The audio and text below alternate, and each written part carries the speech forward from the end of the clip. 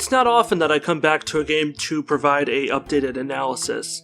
I usually avoid doing so out of fear of retreading on the points I already made in the original review, and usually because there isn't all that much to talk about, but with Mist Hunter today I'm making a bit of an exception. Also, this video was requested by a viewer, so there's that to consider too. If you haven't seen my previous review video on Mist Hunter, I'd recommend checking that one out first. I'll put a card on screen in the top right for you to check it out. To sum it up quickly though, Mist Hunter is a fast-paced FPS arena game, designed in the same vein as old-school Doom, Quake, and Wolfenstein. Where it separates itself from its 1990s inspirations is mainly through its incorporation of several MOBA-esque gameplay mechanics, including card-based upgrades, an RPG-inspired leveling system, and the concept of certain enemies being resistant to or vulnerable to specific weapon types in your loadout. Again, a very RPG thing to do.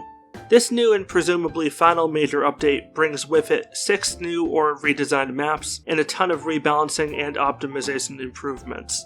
However, there is a cost to these upgrades to the arena mode, and that is the elimination of any other potential game mode. Previous to the developers taking down Mist Hunter from Steam so it could receive an overhaul, the game contained a second more complex and frankly more interesting game mode referred to as Nexus. Nexus was at its core your traditional first-person dungeon crawler type game mode, with the player progressing through a series of rooms, each containing enemies, with the player having to kill all the enemies in each room before being able to proceed into another room. Now, there aren't exactly a lot of first-person dungeon crawlers on Steam, or really the gaming market at large.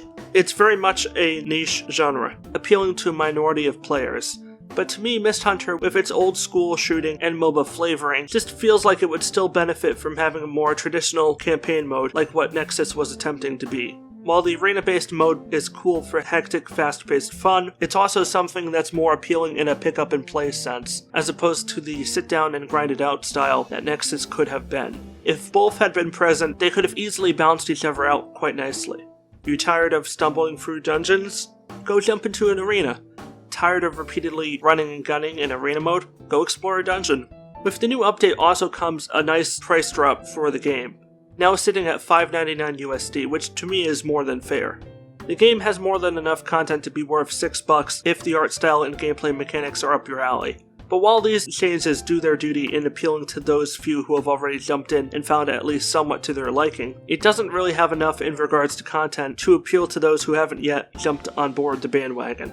I personally reached out to the developer and learned that sadly, although not unexpectedly, due to the game's rather lackluster reception, there are no plans to introduce the dungeon crawler mode or any other in-game modes in its place. The game has been effectively abandoned to die on its own, which is a pity. At the end of the day, I just come away feeling rather mixed. Credit to the developers for making a renewed stab at fixing some of the game's problems and focusing the game around the mode they have the most faith in, but sometimes I wonder if there can be such a thing as too much streamlining. Also, again, just another indie game, kind of like we've discussed with other indie games recently, that just don't seem to know how to market themselves. In my opinion, Mist Hunter could have very easily found an audience if it bothered to actually, make itself known to an audience. I'm a YouTube content creator, not a very big one, but one with a definite ear to the ground in terms of indie games. And even I didn't even know that this game existed until the game developer offered me a key. I'm just saying, a little bit of marketing couldn't have hurt.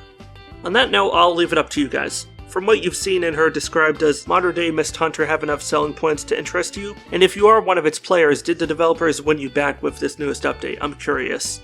This was a short video, but I've got longer ones coming down the pipeline. In fact, one of the longer ones was supposed to be out today. This video, if you're seeing it now, is definitely a replacement for it. I'm currently in the midst of editing Wolken Lords of Mayhem, because that's going to be a god-awfully long review. It's going to be loads of fun though, so definitely check that out, hopefully for next Monday.